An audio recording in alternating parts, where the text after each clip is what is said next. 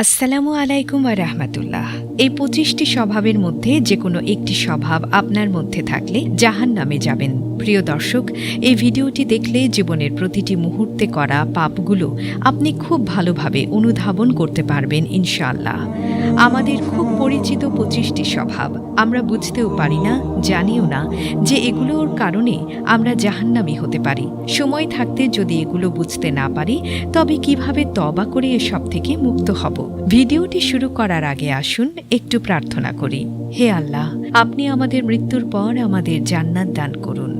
যারা জান্নাত লাভ করতে চান সকলে কমেন্টে লিখুন আমিন এবং এই ভিডিওটিতে একটি লাইক দিন। ও যারা চ্যানেলটি এখনো সাবস্ক্রাইব করেননি, চ্যানেলটি এখনই সাবস্ক্রাইব করুন। এই ভিডিওটি লাইক টার্গেট 10,000, তাই এখনই ভিডিওটিতে লাইক দিয়ে দিন। আমাদের কেউ একজন একটা কথা আমানত হিসেবে বলল এবং অনুরোধ করল, ভাই আপনি এই কথাটা কাউকে বলবেন না, অথচ আমিও আরেকজনকে এই কথা বলে দিয়েছি এবং সাথে বললাম, ভাই আপনি কাউকে বলবেন না। এভাবে কথাটা ওপেন সিক্রেট হয়ে গেল এবং মানুষ জেনে গেল। এভাবে কথার আমানত খেয়ানত করার জন্য আমরা জাহান্নামী হব। মনে রাখবেন, জাহান্নামের উদ্বোধন হবে মুনাফিক দিয়ে। এ জাতীয় মুনাফিক যারা মানুষের কথার আমানতটা পর্যন্ত রক্ষা করতে পারে না। আজ থেকে সতর্ক হয়ে যান। অনেক নামাজি রোজাদার মানুষও কিন্তু এই আমানত খেয়ানত করেন। সাবধান, আগে থেকে বলে দেবেন যে ভাই আমি পেটে কথা রাখতে পারি না, আপনার কথা হয়তো কাউকে বলে দেব, কিছু মনে করবেন না, তাহলে অন্তত আপনার পাপ কম হবে। আমি গুলশানে দাঁড়িয়ে কাউকে মোবাইলে বললাম, ভাই আমি তো মতিঝিলে চলে আসছি, আমি আছি এখনো রিকশায় অনেক দূরে, অথচ বাসার লোকদের জানাচ্ছি আমি এখন সিঁড়ি দিয়ে বাসায় উঠছি। এটাও কিন্তু মুনাফিক। কোনো ব্যক্তিকে এই কথা বলা, এই তুই তো কিছুদিন আগে আমার কাছে একটা চাকরির জন্য এসেছিলি, চাকরি দিলাম, আজকে টাকা ইনকাম হয়েছে আর সব ভুলে গেলি। আল্লাহ রাসূল সাল্লাল্লাহু আলাইহি ওয়াসাল্লাম বলেছেন, কারো উপকারের পর এই জাতীয় কথা বলে তাকে তুচ্ছ তাচ্ছিল্য করা, ভরা মজলিসে খোঁটা দিয়ে অপমান করা, এটি নিঃসন্দেহে জাহান্নামের জন্য যথেষ্ট। মনে রাখবেন, প্রয়োজনে মানুষের উপকার বাদ দিয়ে দিন, কিন্তু উপকার করে এ জাতীয় কথা বলে আপনার নিজের আমল ধ্বংস করবেন না এবং জাহান্নামের রাস্তা সুগম করবেন না। রাস্তা দিয়ে যাওয়ার সময় একটা মেয়ের দিকে তাকালেন। মেয়েটা ইসলামী পোশাক পরে নেই এবং দেখতে সে বেশ আকর্ষণীয়। এর পরের বার আর তাকাবেন না। প্রথমবার আপনার গুনাহ মাফ হয়ে যাবে, কিন্তু এর পরের দৃষ্টির গুনাহ মাফ হবে না। আপনি জীবিত এবং সুস্থ থাকা অবস্থায় যদি আপনার স্ত্রী বেপর্দা হয়ে বাজার সদাই করতে হয়, তাহলে আপনি দায়ুস, আপনার অবস্থান সরাসরি জাহান্নাম। সন্তান বড় হয়েছে অথচ তাকে পর্যাপ্ত ধর্মীয় শিক্ষা দেননি, সালাতের জন্য তাগাদা দিচ্ছেন না। এই সন্তান জান্নাতে যাওয়ার সম্ভাবনা প্রবল থাকলেও তার বাবার জান্নাতে যাওয়ার সম্ভাবনা ক্ষীণ। কেন জানেন? কারণ সন্তান হয়তো পরবর্তী জীবনে আমলী এবং নেককার হয়ে যাবে, কিন্তু পিতার দায়িত্বহীনতার কারণে সে জাহান্নামী হবে। টাকনোর নিচে পোশাক ছেড়ে দেয়া, পুরুষদের জন্য এটি জাহান্নামে যাওয়ার জন্য যথেষ্ট হয়ে যাবে যদি টাকনোর নিচে সে কাপড় ছেড়ে দেয়। কারো হক নষ্ট করেছেন বা দুর্নীতি করে টাকা ইনকাম করেছেন, যদি আখিরাতে বাঁচতে চান তবে তার টাকা বা হক ফেরত দিয়ে দিন, না হলে আখিরাতে সে আপনার সমস্ত নেক আমল ধরে টান দেবে। মিশকাত 3753। বয়স ছিল, ক্ষমতাও ছিল, তখন রিকশাওয়ালাকে 10 টাকা বেশি দাবি করার কারণে কষিয়ে চড় মেরেছিলেন। এর নাম হচ্ছে দুর্বলের উপরে জুলুম। এটি অত্যন্ত বড় অপরাধ। জাহান্নাম থেকে বাঁচতে হলে তার হাত ধরে ক্ষমা চেয়ে নিন, নইলে একদিন আপনার আমল নামা সে টান দেবেই দেবে এবং আপনি যাবেন জাহান্নামে। মহিলারা গায়ে সুগন্ধি মেখে পরপুরুষের পাশ দিয়ে হেঁটে গেছেন। এই ধরনের কাজ জীবনে আপনি যতবার করেছেন ততবার জেনার অপরাধ হয়ে গিয়েছে। এখনই তওবা করুন আর কখনো পরপুরুষের সামনে সুগন্ধি মেখে হাঁটাচলা করবেন না। এটি আল্লাহ রাসূল সাল্লাল্লাহু আলাইহি ওয়াসাল্লাম নিষেধ করে গিয়েছেন। সুগন্ধি আপনি আপনার স্বামীর সাথে একান্তে বা ঘরের ভেতরে ব্যবহার করতে পারেন। তখন সুগন্ধি ব্যবহার করতে কোনো অপরাধ নেই, বরং সোয়াব রয়েছে। 11 যতবার আপনি সুদ খেয়েছেন বা দিয়েছেন বা সুদের কাজে সহযোগিতা করেছেন, ততবার আপনি মায়ের সাথে জেনা করার মতো জঘন্য পাপাচারে লিপ্ত হয়েছেন, যার পরিণাম জাহান্নাম। 12 যতবার আপনি কোনো অমুসলিমকে খাইয়েছেন বা উপকার করেছেন, মনে রাখবেন ততবার আপনি দানের সোয়াব পেয়েছেন এবং আল্লাহ তাআলা আপনার উপর খুশি হয়েছে, কারণ আপনি একজন অমুসলিমকে খাইয়েছেন বা দান করেছেন।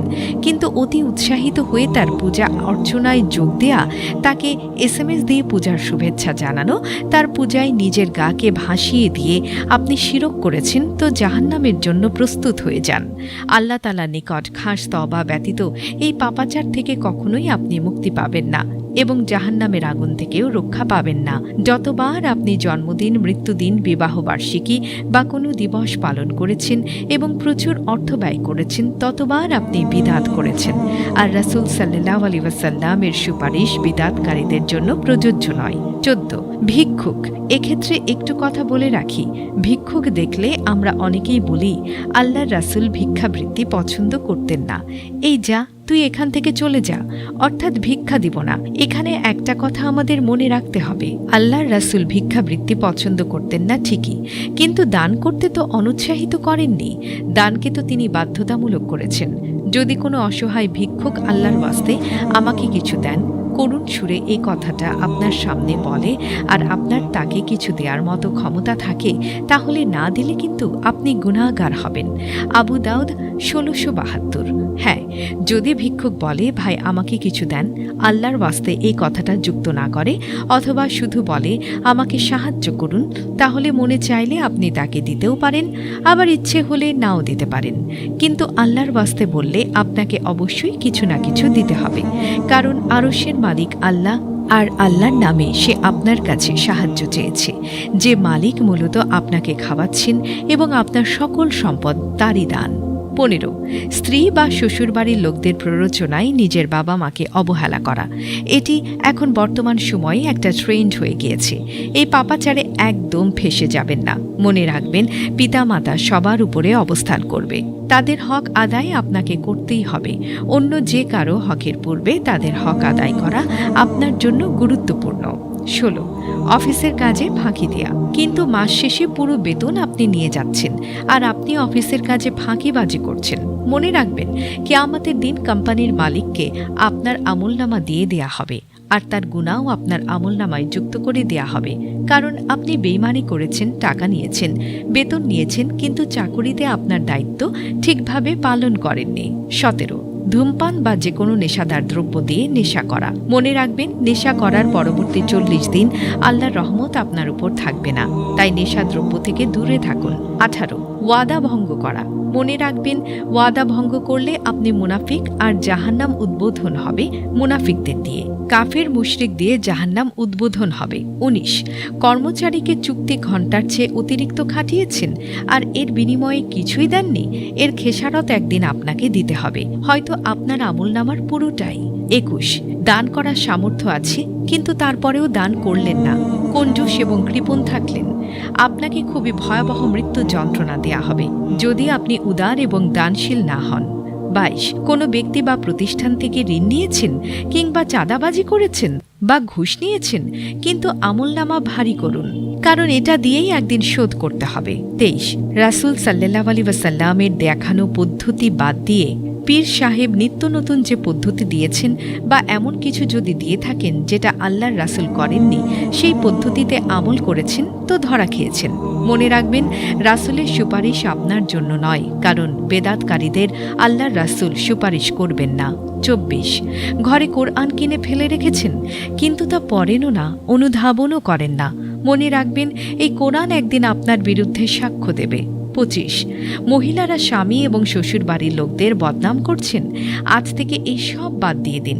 স্বামীরা স্ত্রী বা তার পরিবারের লোকদের নামে বদনাম করছেন, আজ থেকে এই সব বাদ দিয়ে দিন, ইস্তেগফার করুন, আস্তাগফিরুল্লাহ আস্তাগফিরুল্লাহ। মনে রাখবেন, এই পাপাচার আল্লাহ কোনোদিনও ক্ষমা করবেন না, যারা আত্মীয়তার বন্ধনকে সমালোচনা এবং পরনিন্দা দ্বারা দুর্বল করে তোলে। মনে রাখবেন, আত্মীয়তার বন্ধন বিচ্ছিন্নকারী জান্নাতে যাবেন না। হে আল্লাহ, আপনি আমাদের এই সকল স্বভাবগুলো থেকে মৃত্যুর পূর্বে তওবা করে ফিরে আসার তৌফিক দান করুন।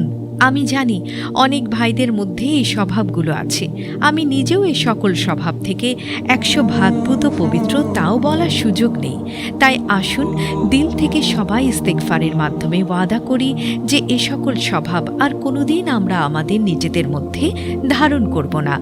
আস্তাগফিরুল্লাহ, আস্তাগফিরুল্লাহ, আস্তাগফিরুল্লাহ। তো বন্ধুরা, এই ছিল আজকের ভিডিওটি ভালো লাগলে ভিডিওটিতে অবশ্যই একটি লাইক দিয়ে দিন এবং আমাদের চ্যানেলটি সাবস্ক্রাইব করে পাশে থাকা বেল আইকনটি প্রেস করে দিন। দেখা হবে পরবর্তী ভিডিওতে। ততক্ষণ পর্যন্ত ভালো থাকবেন, সুস্থ থাকবেন। আল্লাহ হাফেজ।